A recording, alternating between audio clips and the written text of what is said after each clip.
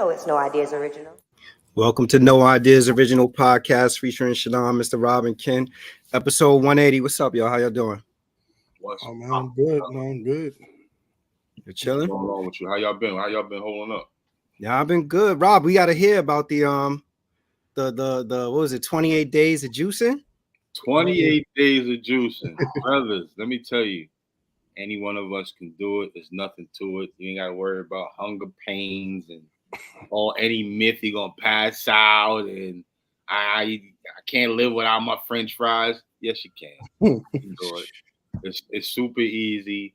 Let me tell you something. Fruit is a supplement. It can easily replace food. Easily replace food because after the second day, it wasn't even about hunger pains. It was more about my conditioning and triggering. My triggers are going to the pantry. I got you. You know what I mean? Like there were certain times of the day it was like, damn, this is usually snack time. I would go for it. And I got the snacks in the pantry, and it was now that they're not there because they wasn't physically there. I was gonna ask you. I'm going up. Man. So I give myself a nice little 8 ounces of something that we made, and that replaced it, and it felt good, bro. I ain't gonna lie. I was down. I started off at 214. I came down to 197. Get out of here. Yes, sir. Yo, that's crazy. Wow. Yo, so have you since you finished, have you had a meal? And what was the first meal? My first meal, I made an omelet. Okay. No cheese. It was just straight eggs. I cut up some red bell peppers and some spinach. Threw a little seasoning in there, and I had two turkey link sausages. Very small, all in the little saucer. Yeah. Okay. That was the only meal of the day. And then I drink my juice because we still make the juice. So we're going to keep doing that. And that was it, man. Let me tell you something. Food is the devil. Food really controls your mind. It controls your activity. It controls your emotion because usually we're emotional eaters. We eat when we're bored. We eat when we're upset. We even eat when we're happy. So it has too many triggers, and I think I've controlled a lot of them. And what was it? 28 days? 28 days straight, bro. Straight fruit, straight vegetables. We started to add in nuts and seeds, but we did that like towards week 3. Okay. You know what I mean? Because I'm still taking medication, so I gotta just make sure I got some protein in my body for shit to burn off and use and all that type of stuff. So. Outside of that, man, I mean, like 214 down 197. That's basketball weight, shot. I was playing ball at 195, kid. I'm saying I might try to run a full, but I remember playing ball at 190, 195. Trust me, I was doing my thing them days. So, congratulations. So, what's the next challenge? Right now is to maintain the weight. I don't want to go above 205. So now, I've implemented some small little household workouts, shit you do in your own place. Ain't about lifting, just using my own body weight. Just a lot of knee lifts, squats, some push-ups, some arm strengthening, so I could just tone up. So the next challenge now is to maintain. So and go back to the chips. And if I get chips, eat the recommended amount. When you turn over and say eat 17 chips. You pick out 17 chips you're gonna eat. How you feeling mentally though? Mentally, I'm clear, very clairvoyant and open. I said, food is a fog, man. It's the devil, man. It really controls your mood and how you move about. And most, like as we all know, when you eat a lot of food, you get the itis. That's this. Oh yeah. Because your body is trying its hardest to break down the food, and it's tiring itself out breaking down food. And a lot of it is processed food, which really ain't food. Exactly. Yeah. Exactly. Oh, congratulations, man. Congratulations. What's up with you, Kenyatta? What you up to? I'm good. I got one funny thing on that note of the processed food. I was watching a video, and this is crazy, right? So they took a box of Great Value ice cream sandwiches. You guys got to see this, right? And they put like an ice cream sandwich on a saucer on the countertop, right? They left it there for 12 hours. Not one drop melted. They left it there for another 12 hours. Not another drop melted. Wow. So I want to tell you about some of the foods and the processed foods. You got ice cream sandwich that the ice cream don't melt, left out for 24 hours. But Yeah, that's I crazy. know this, and we don't have to digress on this too much. I know with anything creamy, ice cream, anything that you think is nice and creamy and soothing, there's a thing in it called corrigina. I think I'm saying that right. Corrigina is the same ingredient they use in Elmer's Glue. Oh man. So think about Yeah. that when they tell you milk forms mucus. Your ass might have an Elmer's Glue in your damn throat. Yeah, I don't drink milk, so You know ain't what I'm it saying? for me. Right. Yo, There you yeah, have it. everything's been real. So you say you ain't been up to nothing, Kenyatta? No, not much. Just again, I want to say shout out to Trouble for making that song. Getting her the beat and everything. So that Good was work good. on that track, y'all. That track is dope. Oh, thanks, appreciate it.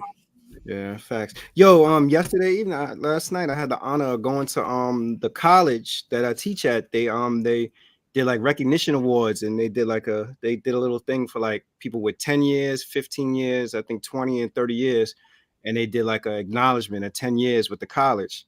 Yo, it Nice. was pretty cool. Yeah, they had a decent turnout. They served like finger foods and stuff like that. Nothing that I was interested in eating, but they had it. It was like gourmet.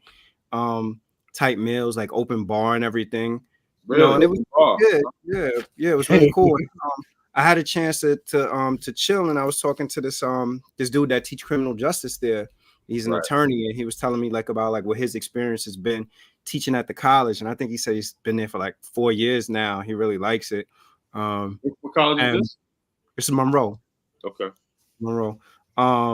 So yeah, it was shout out to them for actually acknowledging people giving recognition awards after that amount of years. And there were people that I had met for the first time. I feel like I've been there so long, like I've seen the departments turn over, different deans and different associate deans and everything. You right. So, paint on the wall changed a couple of times. Yeah, but it was the craziest part of the night. When I went in, they had like the name tags that everybody laid out on the table. And I went to reach to grab. Well, first of all, they spelled my name wrong on the invite. My name is Shannon for people that don't know, not Shannon or whatever. But they spelled it. They spelled it wrong. So I'm like, all right, when I get there, is it going to be misspelled? It was spelled correctly, but then it says something like Shannon Gellamy or something like that. So I was like, man, so they messed up the last name, not the first or whatever. That's crazy. But then I looked and I see mine, and it was some other lady. It was some lady there that she had the same first name as me, but she pronounced her Shannon. I was like, wow, what are the chances that they would have two people with the name spelled the same way like that? So it's pretty cool. Shout out to them. So yeah, let's get into the conversation for tonight. So we got an interesting show. We got a lot of different topics to discuss. Most of them, I think, I kind of feel like on the theme of America and different things that's going on in America. So we naming this episode The American Dream or Nightmare. So the first thing I want to pull up is, I don't know if you guys had a chance to see this, but the investor Ian Dunlap recently was on a show, and on the show Ian Dunlap was saying that the average American doesn't have $1,000 in savings to cover an emergency. What are you guys' thoughts about that the average American doesn't have $1,000 in savings to cover an emergency? Average, it was more like over 50%. Listen, that's scary, because in these days of times, any imminent danger is right around the corner. Whether it's, unfortunately, you may lose a job or it be cataclysmic. The way we talked about the weather the last time, and these things they're paramount to have. You know what I'm saying? As far as the savings, or in the case of an emergency savings. But, people live on the edge. They don't think about emergency. They don't think about what's going to happen, and and what measures would they take in the case that they had to do that. They're only a certain amount who would come out of their savings or do anything like that to cover for an emergency. But it's not in people's mindset to do that, and I don't know what that comes from. People are reluctant to think of a rainy day, or when something happens, I can have it covered. But they're not on that time at this point in time. I think the when you look at this, the sort of like the low-hanging fruit around it is to talk about like people's money management, and how people actually go about spending their money. But I also feel like what's not really talked about is that there's a serious underemployment issue in this country.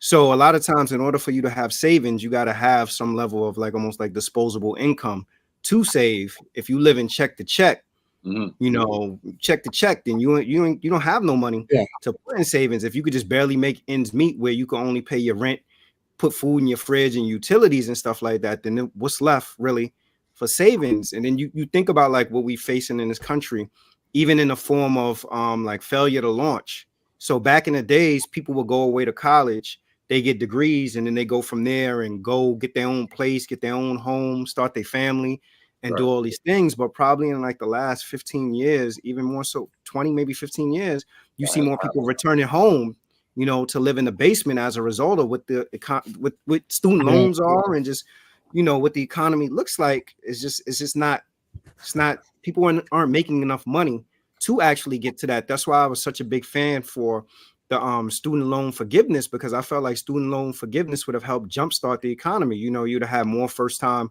homeowners. People would have been able to go out and stimulate the economy by buying vehicles or buying whatever it is and further developing their credit. But, when we hear stuff like this, we think about, people that possibly are, they don't make a large living wage. So we like, all right, you may not have the money, but it also happens to people who make a lot of money. You can make a lot of money and pay student loans $1,500 a month or something crazy like that. And then you don't have money after you do whatever it is you need to do to actually save, to have a savings. And then the other thing that I see that Ian Dunlap said that was crazy is he was like that if you don't have $600,000 to $1 million or something, you don't have no real money. He said if you don't have 100K to he said 100K to 200K is not real money unless you have the number 600.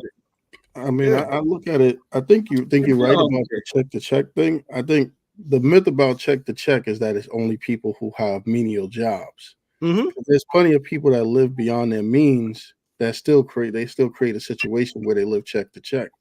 And a combination, when we look at averages, if you look, I'm sure if you look in certain areas like cityscapes, like if you look in like New York City, it's probably different than if you look in like a more rural area, what disposable income looks like and stuff like that. So I'm sure that's one thing to think about too.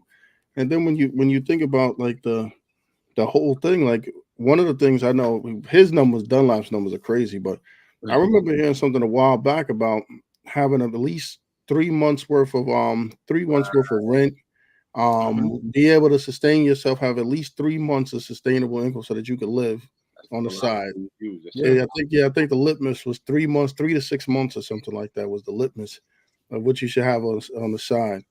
Now, I guess I guess if you have a higher lifestyle, $600,000 could be 3 months. Yeah, easy. Yeah. So, well, if you also think about it, I mean, we've heard forever that what people say, like the average American is, what is it, 1 paycheck or 2 paychecks away from being homeless or something like that. So, when you start talking about, again, like the whole part around people not having $1,000 in savings, I think about like, what is actually a person's priority also when they're younger. When you're younger, is your priorities necessarily around saving money? Like, are you thinking about saving money if you 21 or 22? You may be thinking about living for whatever's going on now. Well, one thing about the savings thing too. I'm sorry, Rob. One thing about the savings thing is that, I mean, to some extent, people are getting smarter too, because more people are using investment accounts than savings accounts too. So putting your money in the bank for $1,000 to get 1% interest, as opposed to taking $1,000 and putting it in an investment account. So it could be just semantics from what type of account you might have the $1,000. It might not be specifically in savings, but a lot of times, like even when you look at it, like as compared to like pensions and 401ks and stuff like that, people are doing more around investing now than just straight saving too.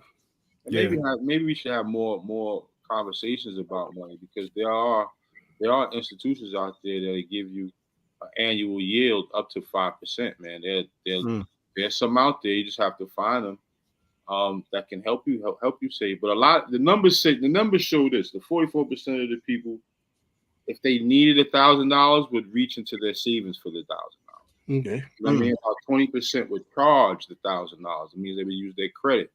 Yeah. 15 would pay the bill, but then they would pull it from another bill. I know that I've done that.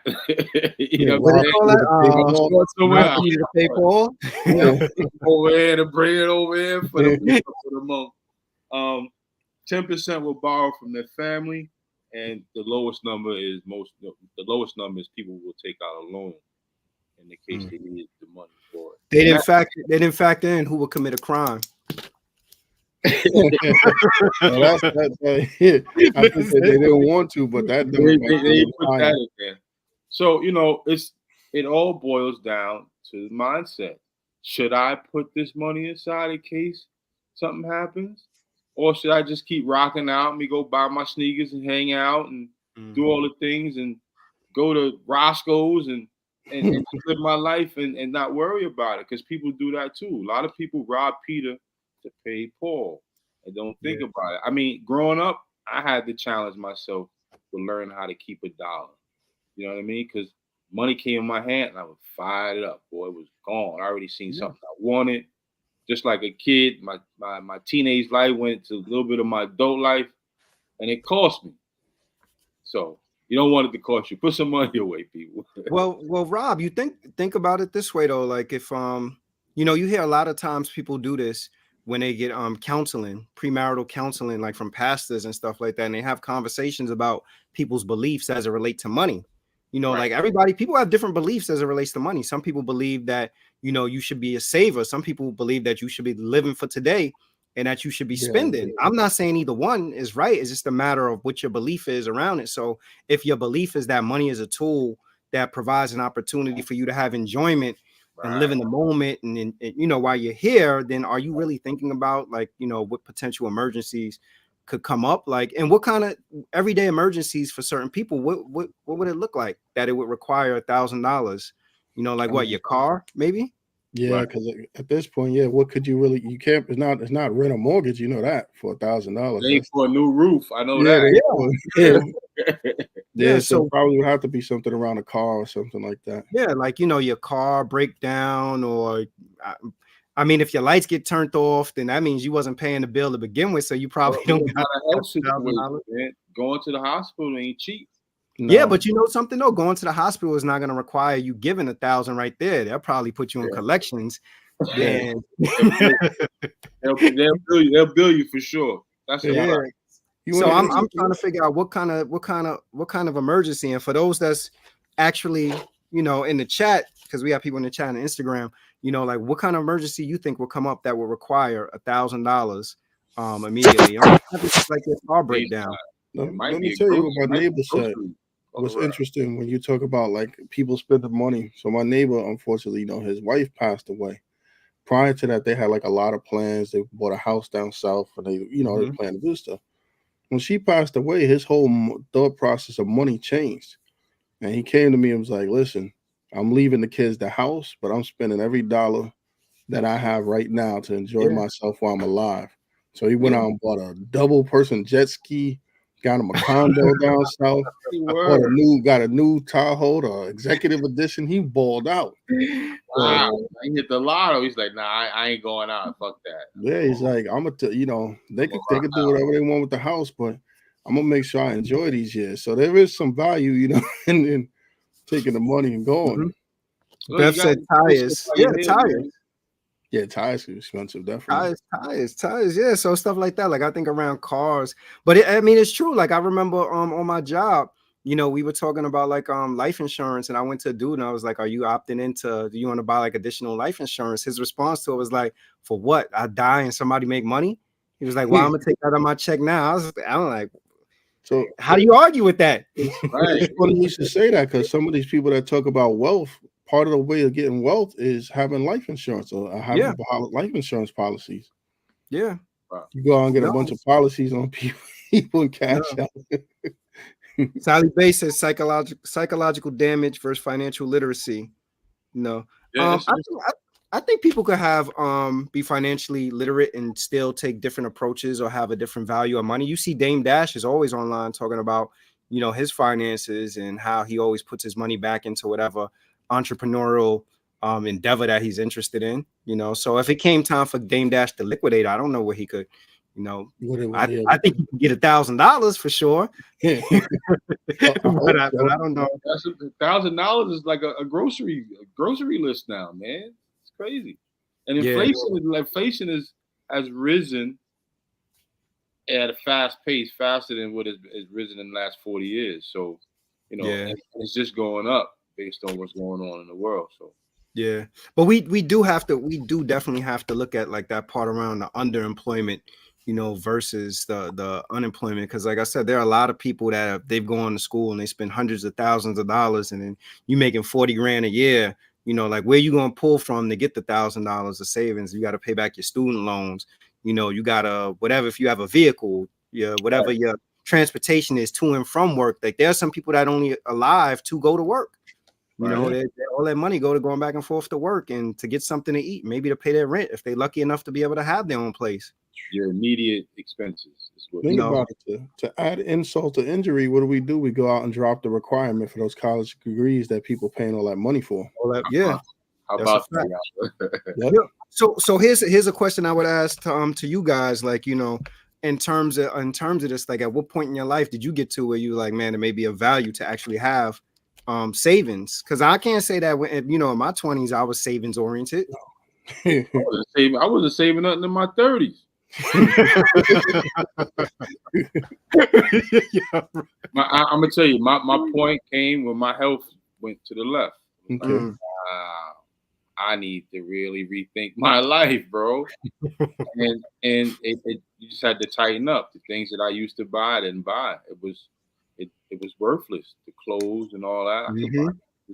And I felt in my mind that I can carry what I was always doing into my adult life. So they got cut short. Like, bro, you got to grow up. You got a closet full of sneakers and clothes and hats. And I still do, but I'm very choosy of when I do it because there are other things that are more important. You know what I'm saying? So I would say my mid-30s. I think, like, you know, for me, probably like the late 20s. I think when you start having kids and stuff, you automatically have to become more responsible in every way. So you got that. But I do believe, like, I don't think, like you were saying, some people work to just if you have the ability, I think work becomes even worse to you if all you do is just for the sake of working. If you can't give yourself something or some kind of reward or something, then it really becomes a burden. Yeah, no, I mean, you've heard people say before, like the first person that should get paid when you get paid is you're supposed to pay yourself. Have you ever heard people say that? Yeah, you're supposed to pay yourself. So I agree with that. I think that makes sense that, you know, if you're working hard and you can't do anything but work, then you do. It builds resentment. You begin to hate the job. You begin to hate what you do. You know, and then the other thing is if you always live to whatever it is you make, then you're never going to be able to get ahead. You know, at some point you have to put like certain restrictions in place. This is a good segue to the next topic, like in terms of social media, because I think social media really plays a huge role by providing that visual in terms of like, all right, this is constant stimulation, visual stimulation around the things that you must have or you should have or you see other people have. So there's a councilman in New York that's planning to introduce a bill about social media perils for high school and middle school students. And this is some of the things that the bill is geared towards focusing on. So they want to look at how they go about engaging strangers. They want to look at the distraction as a result of social media. They want to look at social media addiction. They're talking about what social media has done by way of body images. And also they're talking about the use of possible tech time, tech-free times and places where technology is not, readily available. What do you guys' thoughts about that? I mean, I gotta say that I think, for one thing, I think that again, it's like a full circle thing. Okay, now we have the schools telling people about social media. I mean, some of this stuff has to start in the home. That's one thing. And then when you get into the whole social media thing, like, it's definitely influential. The body shaming. People think they should have to look this way. They think they should have to have this. People are a lot of times gauging what they see as successful from what they see from somebody else, what they think the world projects or how they think they should feel. And then what happens is in a school setting, it's like, You guys remember, because you guys are old enough. You remember how they switched it where they wanted kids all to wear uniforms to school? Yes, Yeah. I was one of them. Yeah. Mhm. So they did that partly because they didn't other kids, getting teased and different things because of differences. Right. So Mhm. now you got the social media aspect of it, where you different kids are getting chastised because they don't fit this norm or conform with this image. So that plays into it. But I will tell you this: the only thing that's strange about it, and I understand, like, you combat certain things. We always seem to pick and choose what issues we want to combat or something. So social media was, and we talking about the way they destroy stuff and everything else, right?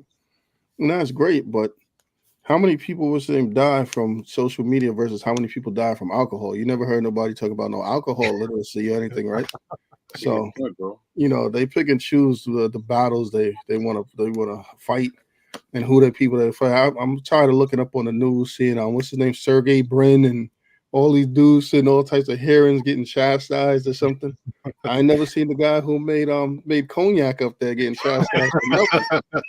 You ain't seen Right. nobody up there for liquor getting chastised. Well, why? Yeah, Budweiser, Coors, Yeah. nobody up there getting chastised. You know what you just said is interesting. You were saying about like the parents accountability around it. But I wonder, like, if we ask the parents to be accountable for the kids, who's gonna make sure that the parents are actually accountable for themselves? Because most adults struggle with social media addiction also. Yeah. So, I guess maybe the school recognizes that and they're saying, at the school level, this could be an intervention to help out, because if in the home the kid only sees their mom constantly on social media, Yeah. looking at whatever it is, even if it's not inappropriate things, but constant use of social media, then that's learned behavior. That's Oh, learned yeah. behavior from at home. So you can't have a situation where the person who's actually demonstrating the behavior goes to the kid and tells the kid, like, yo, you got to get better, Do what better I say, not understanding what I around do. around social media. Like, I think social media and as a whole, even when you look beyond high school and middle school students, is it could be troubling, and I think that it was created with good intentions, but those intentions have sort of spiraled out of control, and now social media has just become sort of like the devil's playground. Even when it's not intentionally meant to be the devil's playground, social media has hooked people so much that the developers of these things know it, and they're starting to even track the amount of time to show you, like, look, you've been on this application for far too long. Yeah. They know what it is. So now that's why, with them having that acknowledgement, I think that's why you see more hearings around at the Senate level, because it's like, there's some level of transparency. I guess they didn't think that the US government would call them to the carpet on it, and I to be honest with you, I don't know how US government feels that they could actually do anything to further regulate it, because at the end of the day, the only way to regulate it is what? To get the phones out of people's hands, Yeah. to get people to actually unplug. And if people unplug, think about, didn't they have like a few years ago where was it the Wi-Fi or Facebook? What was it? Facebook, Meta, or whatever went down. People was having a meltdown. Outcry, yeah. People was having a meltdown. What do you say about this, Rob? Man, well, for middle school and high school, warning them or putting a warning label or letting kids know the dangers of social media, I think it's important, because 6 out of 10 girls respond to strangers. And here we are talking about being outside. The phone is like being outside. Well, yeah, the predatory aspect. When little girl who, because her body shaming, now fixed up her body, she's presenting herself on the screen to a pervert who says, "Hey, you look cute," and she answers. And now there's a case of child trafficking or whatever trafficking. Now there's a situation from a parent's perspective. I've seen a video where their parents made a dummy site, a fake site, or a fake page, reached out to their daughter, corresponded with them, and say, "Hey, meet me at so and so hotel." The girl went.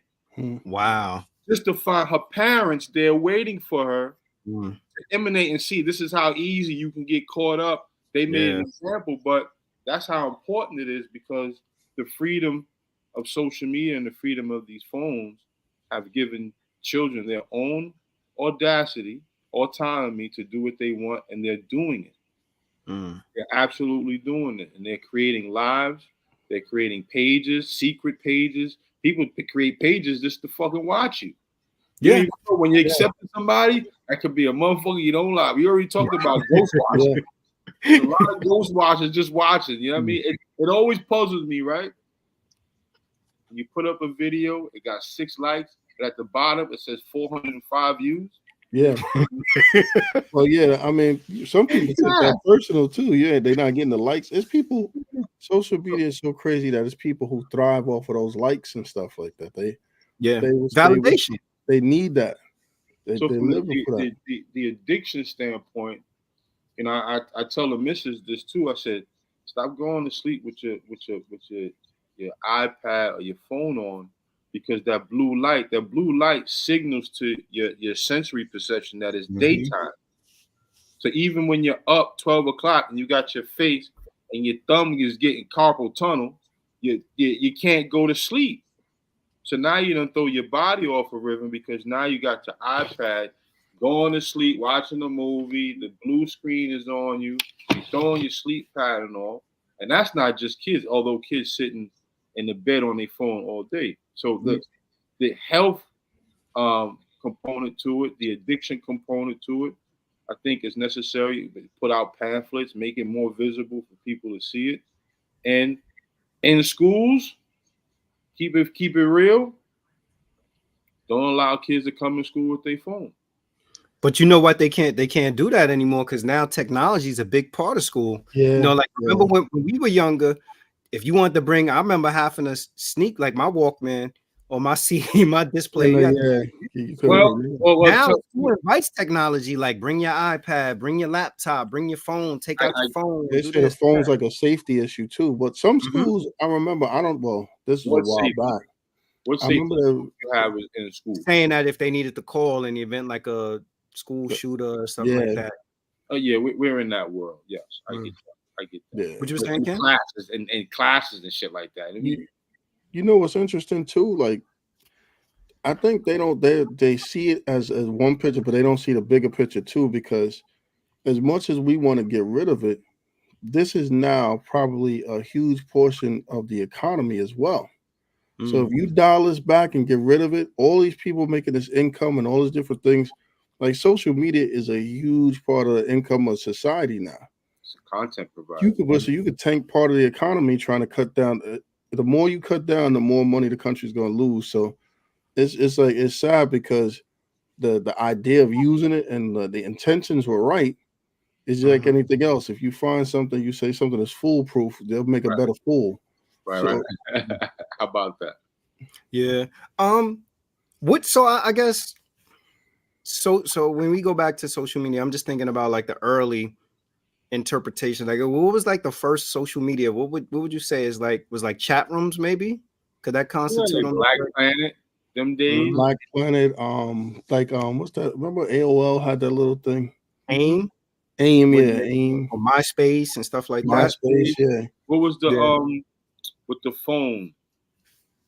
Oh my God, I can't even think of it right now. There was a phone. What do you mean, like the two-way pages and stuff? The joint that chirped. The Nextel had something on there too. The BB something. Yeah. I know what you're talking about. They had a little chat thing, and I mean, it's all engaging people to be influential in these devices that we're using. The phone should be used as a tool, but now people they're making millions off of the phone. So you can't. I get that part. You can't get it out of people's hands when they're so user friendly to everything you do. BBM, right? Yeah, Louis Rich said it. BBM, BlackBerry Messenger. My appreciate you, young guy. I mean, the handheld device is so readily used that you're not going to be able to get it out of people's hands. I'm just saying they need to restrict it to a point. Say like back to school, in class, put that shit somewhere. You know what I'm saying? Yeah, you shouldn't have your phone out. Yeah. No, I'm sure. In the hallway, that's different. You know what I mean? But the moment you enter a classroom, you shouldn't even walk in the classroom with your joint on. It should already be in your bag. When you leave out the classroom, if you got to make a call, so on and so forth. I know I'm being strict, and that's not how they run things. But I mean, yeah, I would have took that when I was in school. Because I remember, like I said, we had to get a Walkman in, to get a Discman. No, bro. It was almost like going on an island. It was like going You was getting patted, it was getting taken from you. Oh yeah, the lost and they call it, it's the lost and found where they done took it from you. Or you got it stolen. Security guard got your joint on. Security guard.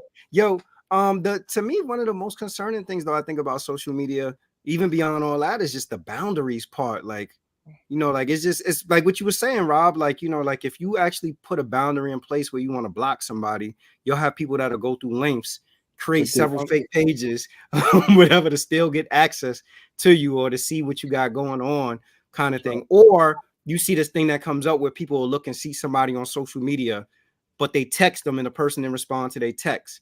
You know, it's like, and I think that may be even bigger than social media, and it just may be like the world we live in where everybody got a smartphone and a phone in their hand. But that part, like around the boundary stuff too, you know, and being able to have a good separation between, you know, because I think people struggle with it. I think there are people who are online personalities, but they may not have the same personality in real life. Real life, and I think it kind of becomes intertwined. And look, social media is so large. Like we've dubbed people social media celebrities. Yeah. What the hell is a social media celebrity? Oh, Cardi B was a social media celebrity. Look where she is now. Yeah. Country Wayne, Just Hilarious. These are all people we've picked up our phone and then adored and kept looking for them, following them. We propelled them to where they are now. Literally. And how do you tell someone who was following these people that they're not influential, or I can do that? Hey, think about it this way. When you grew up, the idea of being a follower was a bad thing.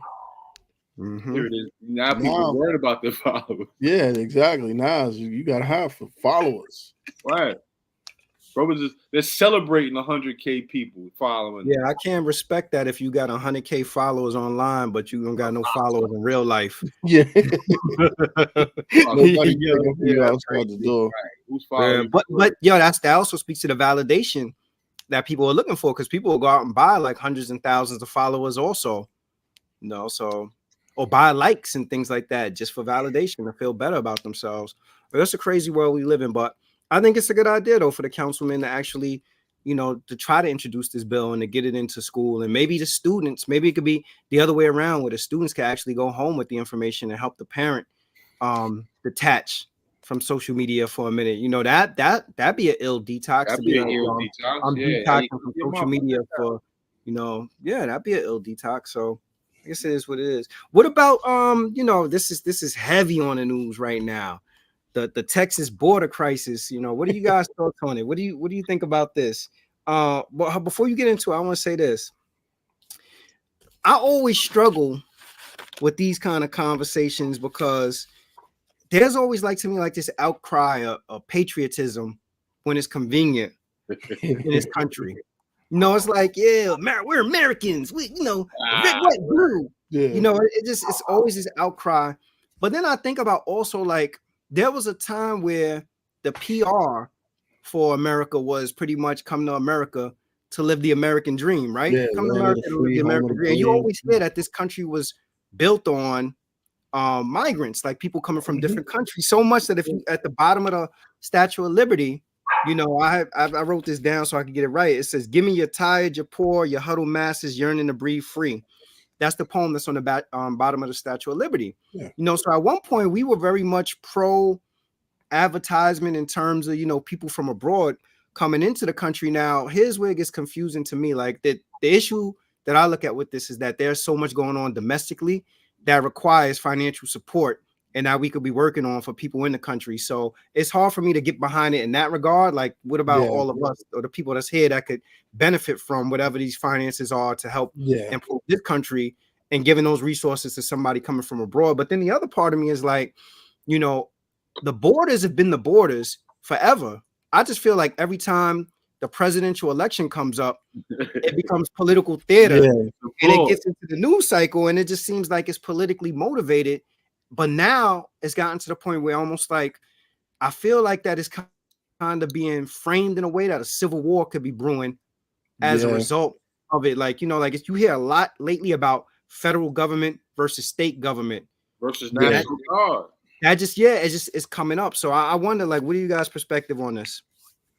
Well, I mean, that's a good way and a good ploy to get people to start voting, whether Democrat or Republican, because Biden is saying, leave the door open, let them all come in. Care less. You know, he's worrying about the economy and, you know, with, you know, unemployment being low and there's so many jobs created, but they got nobody to fill them. But to your point, Shad, we live in a different time. People aren't going after the pandemic. People aren't going back to jobs. Some people aren't even thinking about working for someone. So let alone fill jobs. But the answer ain't allow everyone to come through here for whatever reason. Since 2021 to the date, about 8 million people have crossed into the United States. 3 million of them people have been apprehended. Okay, them 3 million have to go before a judge, immigration judge, which has a backlog of about 2 million cases. We're gonna keep just letting people come in and come in. Now, let me tell you something about Mexico. Mexico is the fast track to get into America. That means you can come from Peru, you can come from Brazil, find your way all through Central America, and once you get to Mexico, you beelining for Texas to get in here. So it's not just Mexicans that's coming in. No. Anyone that can get to South America, Central America by any means, because you ask me, with no disrespect, there are a shitload of Asians, there's a shitload of other nationalities that are coming through here too. They're not all Mexicans. Yeah. Let me add this too. Now that I'm on and I'm talking my shit. Mexico as a country has its own ills. About 60% of that country is ran by cartels. So you ask me, right? On Liberty, it says, bring me your poor and all this other stuff. Migrants, this is the country. Migrants come in and change their life. A lot of the migrants were criminals, bro. And we have that potential that's coming in here undocumented. They're going to take the jobs, whatever low skill and paying job, they're going to take it. I've watched them work together. I've seen Mexicans do it. They get Papo and Pablo. They get together. Carlos. They live in one house. Before you know it, they run the block. Then they got the bodega. Then they got the used car shop. They're changing tires. They know how to work together, and that's the reason why I bring them over here. How's that any different? You think back to like the 1920s and how organized crime found its way into this country. Well, it's in this country, so they're just repeating history. Yeah, that's what I'm saying. Like, so it's criminals came and took the country, right? Same way they came and just said, "I'm settling." What are people coming from Mexico doing? I'm coming and then I'm settling. That's exactly what they're doing. So why wouldn't Biden allow that? His forefathers allowed it. They did it. To me, it appears like a cycle that's being used over again for a whole set of people to come over. Because what's going to happen to the people we talk about colleges and now that they've removed the having a bachelor's degree to get it? What about that? Then they got to fight with all them 8 million people that got over here looking for a job. The reason why I was saying that political theater also is because I always feel like when a presidential election comes around and that's when the cameras are down at the border. But I don't know if you guys remember also when Obama was in office, there was like a whole bunch of discussion about the Dreamers. Do you remember that? There was always this discussion about the Dreamers, like the people who had came in, you know, and I guess they came in under certain visas or certain criteria, and they were trying to get their citizenship or stay in the country. And there was a like real public outcry towards that also. So I don't know. I feel like if they did better domestically, you know, with people domestically, I think that there would be more of a blind eye turned towards whatever's going on at the border, and it wouldn't be as heightened, you know. But like I said, when presidential cycles come around, election or whatever, then I think that the cameras are down there and it becomes fodder for these debates where people begin to have conversations with it. Now, once upon a time, I would say to people also, but there's a lot of people will be like, yeah, you know, because undocumented people come in and they taking all the jobs or whatever. But then you look at like people who may be undocumented in some of the jobs that they work in, they weren't working jobs that people wanted. You know, like, did you want to go out and sell oranges? Did you want to go do like people they're taking all the jobs, but you didn't want hard manual. let's Stop. just talk about Documentaries on this stuff too. let's just talk about landscaping. Mm-hmm. No one wanted to cut grass. Simple as cutting grass, and you say to yourself, "Well, damn, look at the demographic who's cutting everyone's grass, especially in corporate settings and them corporate office parks." And who own the landscaping businesses now? Same right? ones, bro. Same Mexicans is doing these numbers. You know what I mean? So, you know, my whole thing about the whole border situation is that you don't know who's coming across. And that's a gamble in a country like this, America can't afford. When we're I don't know if we're at war, we're always at war, but who are you coming? Are you letting someone who's been on the run for 20 years back in the country? These are these things, man. You know, you can't overlook. And I think a lot of people in Texas and there's 25 states that are going against Biden with allowing him just to leave the window open and let them climb through. Half of the country, like, bro, what are you doing? Yeah, you can't afford that. There's people already, like you said, there's people that can't even get $1,000 to fix their shit. And you gonna it's what do you say, Kenyatta? Waiting to happen. I mean, I look at it like this. Like, for one thing, in any situation like this, people coming in, whether they coming across the border, coming from Canada, from every people are trying to get in America. That's just factual. I think, again, for some reason, you know, we could figure out there's always been a highlight on Mexico, even though people don't realize that Mexico is the place that number one place we export goods from is Mexico. So that's something that people don't understand. And Mexico is a big part of America, including labor now. Yeah, Mexico is where we get a lot of resources from.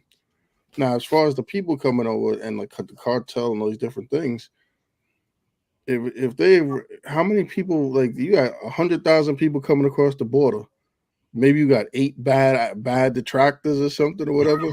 What about the other 99,000 plus? So they were talking about that cartel, and some people talking about terrorists. The guy in Texas talking about he wants to break, like you talking about the Civil War. Wants to ratify the state and all types of stuff and everything. I'm like, again, this is like a whole bunch of rhetoric, and it's a fear culture and fear mongering where we want to say that we sneaking on the cartel and terrorists across the border. I mean, that could be happening from Canada. That could be happening from the war. That could be happening from anywhere.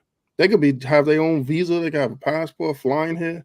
So we can't say anything's protected. So that excuse is crazy. That's what we're saying. Anybody that comes in, we're not checking people that thoroughly. No, we're not. We're not checking anybody coming in anywhere. You could take a flight from a different country. We're not. Well, these particular people. These particular people, we got to go into this extra in-depth thing and just basically cast them all out. Yeah, checks and balances of America ain't there no more. The thing is too is like a lot of times like people don't see the opportunity in this. What I mean by that is that usually we talk about all these backlog cases and all this stuff, right? And then we talk about how people don't have jobs here. These people could get processed. You get people to put the money and the funding into adding more court staff, adding more of this, or all the things, the essential things to actually do this processing. That creates jobs here. I see. But the thing is, we're not really the whole thing is we're not really interested in doing that. Right now, it's weaponized. That's what I said. It's political theater. Like, yo, you know, it's been going on forever. It's been going on forever. It's just when the presidential cycle come around, and it's like, all right, this is highlighted.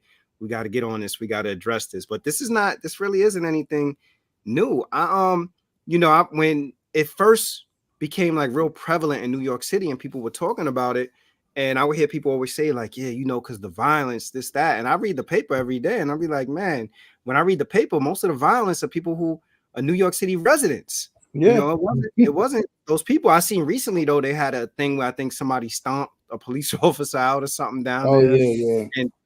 And took off. But I'm like, for the most part, it's not really them or whatever, but it's good for the news cycle. And my bone to pick is, again, like, I think if we already have domestic issues or people domestically that need to be taken care of, it's hard for me to wrap my head around, how do you take care of somebody outside of the home before you take care of what's in the home? Like, you got homeless vets, you got people in this country that have profound mental health issues. You got people in this country that need operations that can't afford it.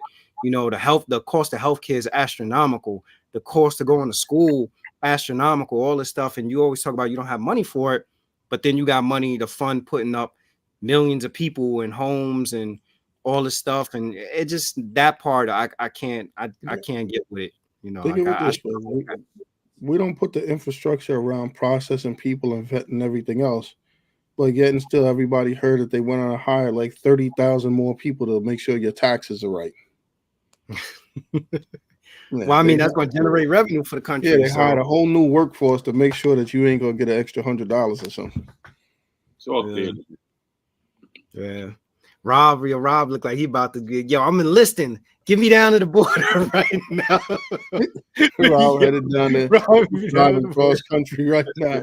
Right out. You're a bullhorn. Let me see your credentials.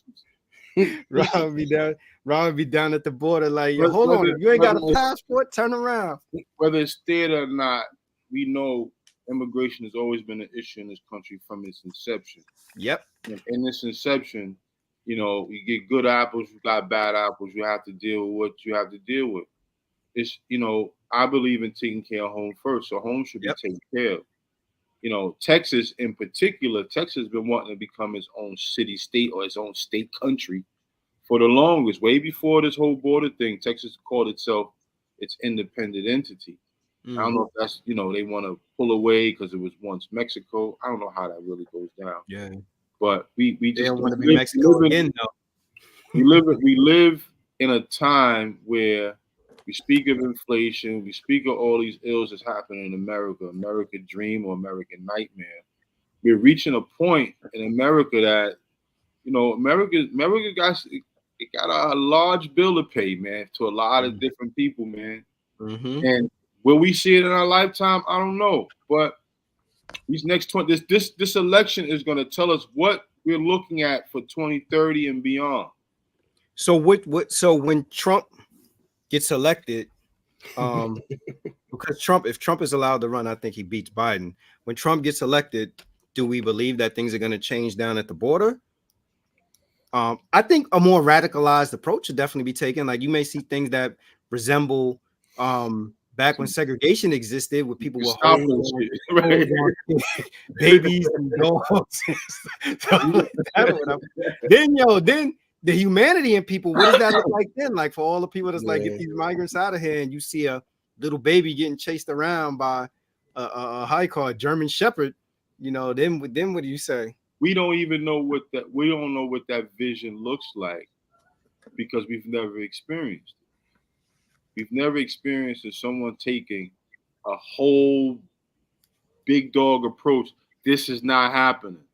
It's all political stage. We know it's all for stage. I'm just saying that if you're allowing these people in the way you're letting them in, you got to be mindful of these things. Now, it's a little dangerous. And it's always been dangerous. Mm-hmm. But we're living in these times. It's crazy, bro. I really can't put my finger on it right now. It's crazy. Rob's enlisting, boy. Right. And I'm proud to be this is my stance is, while I walk this earth, I just keep my head on a swivel because you don't know who's who. You don't know what's what. And when you're speaking to people, and if you pay attention to body language and people speaking, who's who and who's not who. My opinion. I vet a lot of people when I come across them, and when you act like you don't know too much, I'm like, well, where you from, bro? What's going on? How you here? How you don't have Yo, Rob is bro. Undercover ice. I don't play, man, and this shit can happen. I don't walk around paranoid, but I do walk around with paying attention to what goes on because people flow like sheep. So when all you got here is a certain boom or a certain activity and people flow and fly. I don't ride like that, bro. Yo, Rob, don't let me find out you up there making Citizens Arrest. Listen, I got Adam. We get my dog. I got my dog, so get Adam and Duke on you, son. Yo, so customers soured on self-checkout. Retailers starting to also sour on self-checkout. We all been there. I can tell you that We've all been part. on self-checkout. Why? What do you guys think about that? Is self-checkout good, and why do you think that people are souring on it? I tell you one place that soured on it. Target, watching them people on TV grabbing them damn big screen TVs, running out the door from self-checkout. I think for one thing, from a retailer standpoint, like they getting robbed blind. Like self-checkout, that's like free giveaways. Like you go to self-checkout, it's crazy. You swipe a candy bar and take a flat screen. Yeah, like it's self-checkout for retailers. I don't even know. I would have scrapped the idea a long time ago if I was them. Yo, so let me give you some of the the stats. So a study found that regular checkout with a human cashier makes more customers loyal and more likely to revisit. Yeah. Customers report feeling more value when they have human interaction. Self-checkout shifts the work to customers, making them feel less rewarded. So retailers are rethinking self-checkout due to merchandise loss, customer errors, and intentional. So there's unintentional shoplifting, and then there's intentional shoplifting. I want one of y'all to tell me what unintentional shoplifting looks like. Unintentional shoplifting is the water under your carriage when you walk out. For the people in the chat on Instagram, put in the chat if you've ever unintentionally shoplifted something. Let me tell you, I think the whole incriminate yourself. Unintentional shoplifting. Okay. I think I mean, the whole thing. I don't know if a cash register person makes me feel more comfortable with the store, engaged, and all that stuff. Like most of them, I hate to say it. I mean, it's not like they have the best dispositions or attitudes doing the job. Where it's like some pleasant situation, like, "Hey, how you doing?" No, that's not how it works. In some cases, it was worse than dealing with the machine yourself. Right. What do you gamble? Do you get a rude ass person or a machine that don't work? Yeah, exactly. So I don't really see the benefit. I mean, I think getting rid of it benefits the stores from loss prevention. Not that part of it. Stores didn't take that into consideration. They thought that they would save money by cutting the labor force, but then it just balanced out because people started stealing the goods. Yeah. So I mean, think about it. A place like Target or Walmart, they don't pay that much, but the price that $700 TV that left was more than 2 people's checks for the week or something. Well, here's the thing, though. So having a human there is a deterrent, I guess, from a person stealing. Yeah. But let's be real. If a person was that adamant about taking a TV and the cashier was at the register with the cashier at the register, what are they going to do? Security? Stop again. Serious as a cat. If you work, I've never been a cashier, but if I was a cashier and the dude came in and he was adamant about taking a flat screen, what could I do to prevent him? I'm gonna get physical with him at Target over a flat screen. That ain't gonna happen either. Yeah. I mean, I will tell you this: the self-checkout lines, like now for myself, a lot of times I do prefer to go to the person because a million people on the self-checkout line, whether they want to unintentionally or intentionally steal, that line is way longer than the cash register lady. Yeah. So I'd rather go to the cash register person for that now because you got less people there. Whether I for the life of me, I can't understand that. It'll be 20 people on the self-checkout line, and it'll be a lady over here with 2 people. And people still get on the self-checkout. I think it's probably for that unintentional stealing. That's what I was to say. For the discount. Yeah, that's that bag of chips you opened. You forgot to pay for, son. It's what it is. Maybe it's the store surcharge. So since I got to do the scanning, whatever, you giving me a discount. But now, all jokes aside, though, I don't know if it makes me feel like more loyalty to a store either. No. I'm gonna be honest. Most of the time, I do go to a self-checkout, because I feel like a lot of times the cashiers, I feel like the cashiers kind of sometimes move really slow. I do get frustrated at self-checkout though, because, with self-checkouts and ATMs, it's a struggle for me because I feel like these things been around long enough that people should by now know how to work them. Like I understand register error where the person got to come over and scan and do whatever it is, but when people get up there and they fumbling around like it's an extra long computer, or they trying to crack a database. I'm like, come on, man, you just scanning bread. It's not that serious, bro. What gets me there was a time where shopping was enjoyable. It was an experience. As crazy as it may seem, I do enjoy shopping. Maybe because I went with my mother so damn much that I just got used to going shopping. Okay. But it was an experience to go out to a department store, wherever you was going, to have someone say, "Hey, man, I help you today? Oh, this is just on sale." And you get the whole experience, and you walk out of there feeling good, feeling fresh. Now, customer service is for shit. None of these motherfuckers have no etiquette, and they tell you, "I'm here for 8 hours, and then I go home." They can care less. Well, I feel like I must be weird because I'm one of the few people that I prefer not to interact with salespeople. I don't like talking to salespeople. I'm not a big fan. That's what I mean. Unless I have to find something and I need it, then it gets a little annoying when you got a gigantic store with nobody around to ask where something's at. See, and that's the thing. Now, mind you, right? You get the self-checkout with fucking some squash, and it ain't got the fucking CPU number on it. You got to put in it. Then you got to go in there and figure out, look up. Is this what kind of pepper is this now? So self-checkout, what you talking about is one of the things why I hate self-checkout in some cases too. You got to wait. You like that food where you got to put the damn thing on the thing, and if they don't recognize, and the lights coming on, you got a lady every place coming back and forth because the person put the bread on, but it doesn't realize you put the bread on. I'm like, oh man. It fucks everything up now. Now you wish you was online when someone was taking your groceries. Yeah. I guess I'm like the opposite of you, Rob, in that regard. Like I don't really care for shopping. Like if I usually know what I want or what I'm getting when I go in, and if I don't see it, I come right out. I don't like salespeople.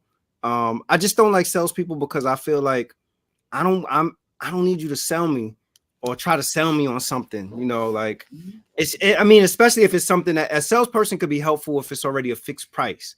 You get what I'm saying? Like if a person comes in and they tell me, I'm looking for something, like Ken said, and they'd be like, well, it's whatever, or you go over here, this, that, or whatever. But I don't like interacting with like salespeople that, like a deal is involved because I'm just not good with that stuff or whatever. Like I'm always undercutting people. You're saying some ridiculous rate or whatever, and then they get frustrated. I get frustrated. It's just like it doesn't work out good, and I don't like to be pressured into purchasing something. I don't like when people want to bait and switch me either. Like most of the time, if I go into the store, which I rarely go into the store, and I'm like, I know it's a pair of sneakers I want, you're going to get I go to get those sneakers, and those sneakers ain't there, but a salesperson come up to me and be like, you can have these ones. I'm gonna lose my shit. Because I'm serious. Yeah, because I'm like, I'm not 70 years old, and I'm like, yo, I'm looking to buy sneakers. Like I don't like that. And with anything though, like I don't like if I say, all right, I want to buy a particular coat, and a person try to convince me that I should get another coat or the other coat or whatever. If the coat don't look good on me, the shoes don't look good on me, or whatever it is, it's my choice. It's my money. Or whatever. So I don't really do well. I don't interact with I don't like persistent salespeople, but if someone offers, hey, you want to learn? Nah, that's fine. Mm-hmm. How would you feel though if you went to get a pair of sneakers and the dude came up to you and was like, yeah, we don't got those, but yo, why don't you get these? No, you just ask them if they're free or not. I'm paying for this. You want to give me something else? It must be for free. Yo, but on every level, like we talking about sneakers, but yo, I've gone into car dealerships. That's that's haggle central, that's son. That's haggle waggle. They're coming in there like they come in like, yo, we about to hustle this nigga out of 30 grand. Real quick. I gotta be honest with you. I hate any place that asks me how much am I willing to spend or how much I want to pay. I don't even want to hear that statement. Me either, because they're gonna pigeonhole you into what am I looking to spend?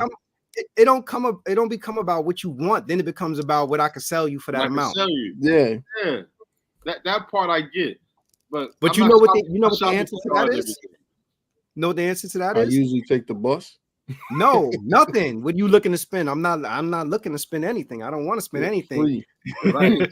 I'll take it for free if I can get it.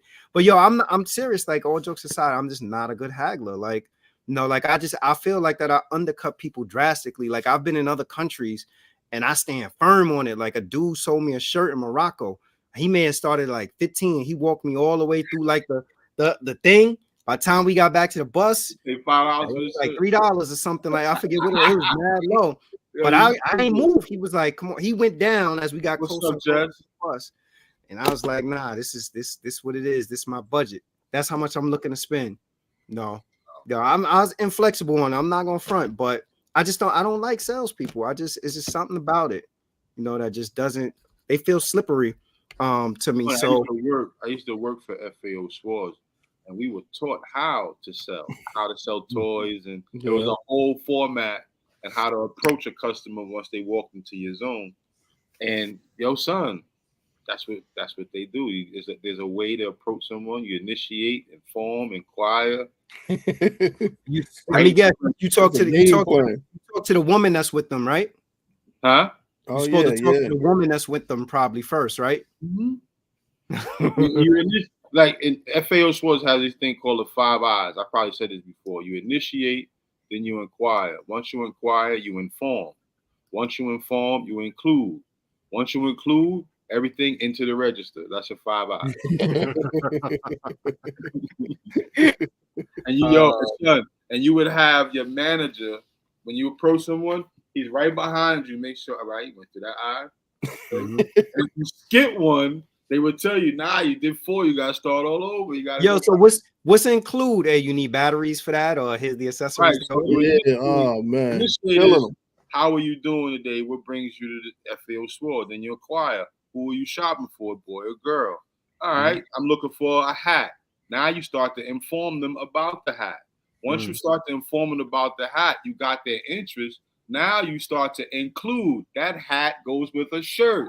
Now you upsell, cross sell. You might need laces for the shirt. Yeah. You might need socks for that. And now take all of that to the register. Yeah. To bring it back around though, a lot of retailers are actually considering doing away with self-checkout. What do you guys think about that? Is that a good idea? If they want to I'll probably I wouldn't completely do away with it. I don't think I would completely do away with it. Maybe hire some of them people back instead of having 2 humans and 15 lanes. Well, they need to do something with all the registers that aren't used. Because that's the crazy thing. You have all of those self-checkouts, but then there are 2 registers used. Yeah.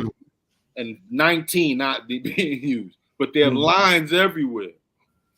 I mean, the purpose is to get people in and out. So that needs to be fixed. If you're going to lessen the amount of people you have as actual cashiers, you're going to have to remove all of those stations and increase the self-checkout station. And then you're going to have it like niggas, the COs looking over everybody watching, see if niggas is putting shit in their bag.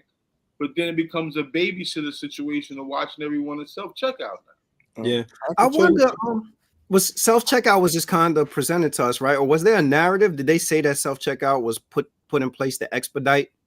Yeah, it was supposed to expedite your way out the door. So if you know, like you like shopping for you, like how you shop. If you know what it is that you want, why wait online? Let me go, bloop, pay for it, out the door. Get my receipt, I'm gone.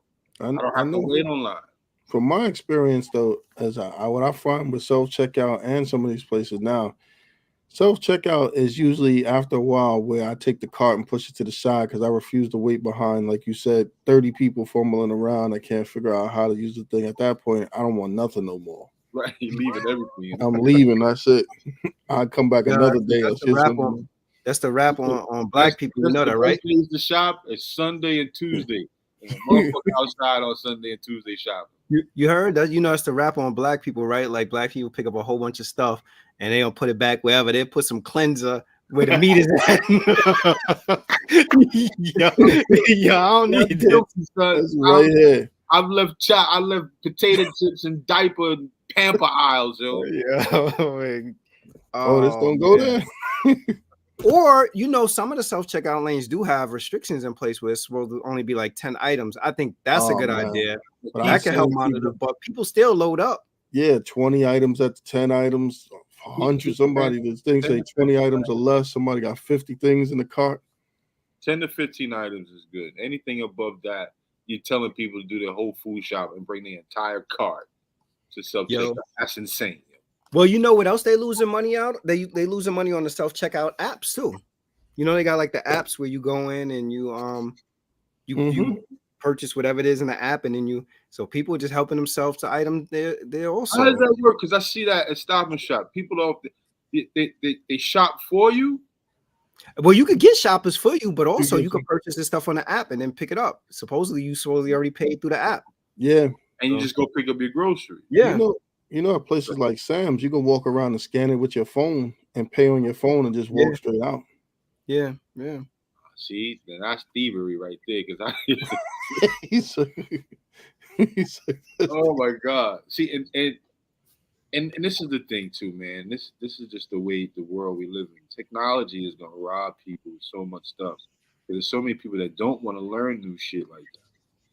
I mean, it's hard for people to change, and that's probably the reason why people love a personable cashier, because self-check is gonna confuse motherfuckers. I see it confuse people when they gotta weigh strawberries and cucumbers, and they don't know the 4-digit number or the code. Then you gotta call somebody. What's the number for strawberries? I don't want to do all that, bro. Now you got 12 people behind you. So in the spirit of self-checkout, back to give me five of the 5 worst self-checkout spots. Where do you absolutely hate to go for self-checkout? Walmart. Target. I got that. Yep. I think Target removed it. Big Y. That's a fucking supermarket in Connecticut. There's another one. I don't think Trader Joe's. I haven't been in Trader Joe's. I don't think they have self-checkout Trader Joe's. Yeah, I can't even think of 5. I don't shop Home Depot. Home Depot, yes. That's yeah, they don't even got the right numbers. You buying something, code's not there. And then they be rushing you too. Like, yo, come on. I'm like, who are you rushing? Dude, listen, man. I'm gonna give you another place you're gonna lie. If you ever did self-checkout at IKEA. I was just about to say IKEA. I hate IKEA, period. I hate IKEA, period. Everything about IKEA I despise. I hate IKEA. I don't like everything about it, from the furniture to the whole experience. I just can't stand somebody something I don't like. Well, I don't like the self-checkout, man. I'm ready. I go straight for the line. I'm like, I'm not going over there. I don't know. Like the Walmart by me is not necessarily. I mean, the line get long, but it's not horrible. And if it gets really long, somebody will grab something and start. They'll go to the front and start scanning stuff. So I would say definitely. I guess you could say Walmart, but to me, IKEA, Home Depot. What else? What's another one? Another place with self-checkout is trash. Damn. I tell you, it can't be department stores. I got all the ones y'all got easily. IKEA, Home Depot, Walmart, Target, and ShopRite near me. So Shop. You know what low key is self-checkout too, kinda?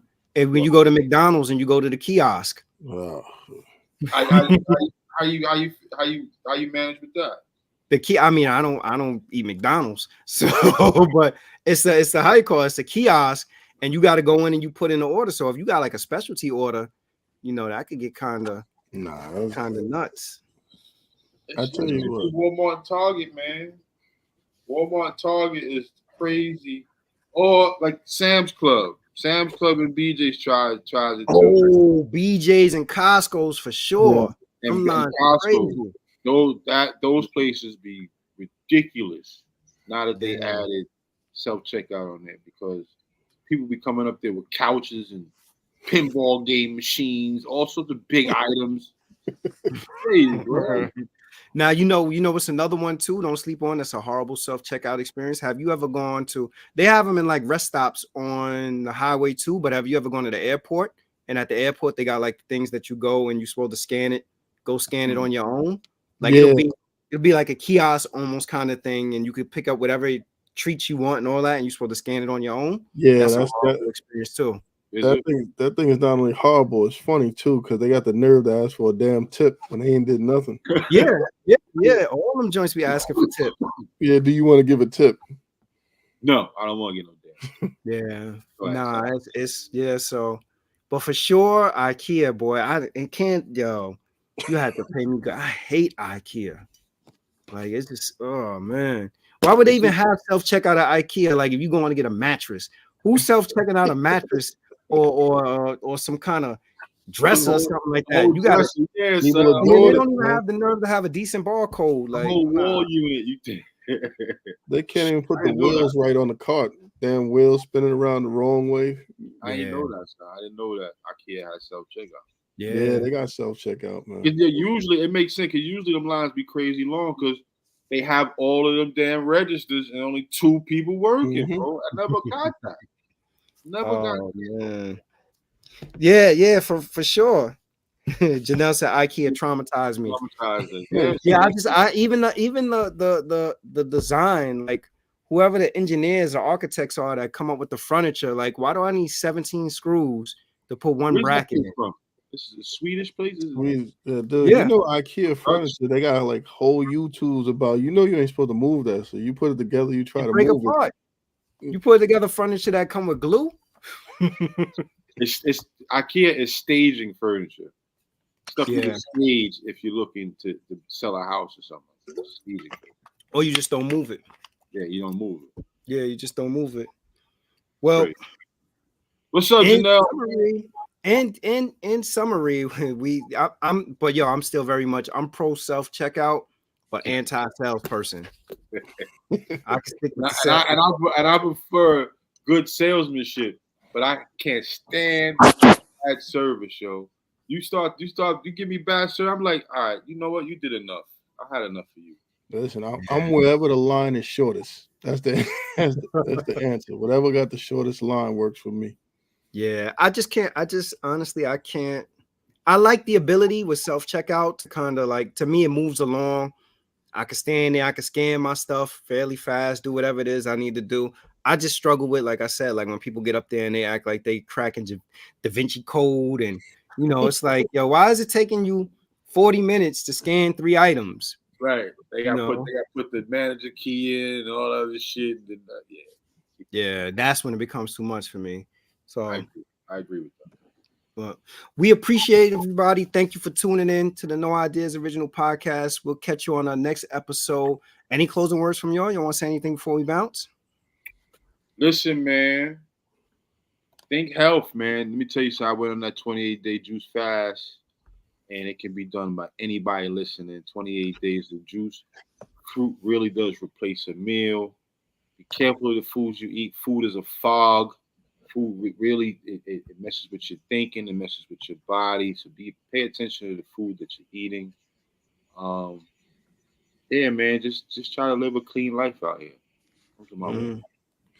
For me, I like to give a shout out to the Knicks and the Knicks fans for actually hanging in there. I mean, this is the best they looked in years.